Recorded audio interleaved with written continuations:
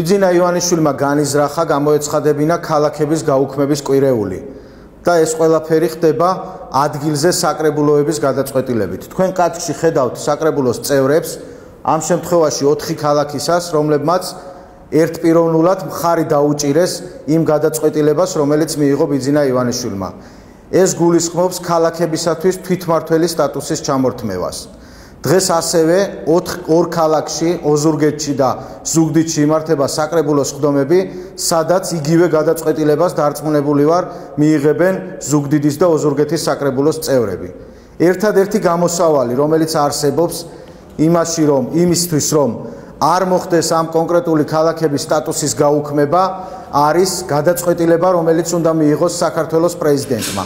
ჩვენ მოუწოდებთ საქართველოს პრეზიდენტს სასწრაფოდ დანიშნოს არჩევნების დღე, გამოაცხადოს არჩევნების დღე.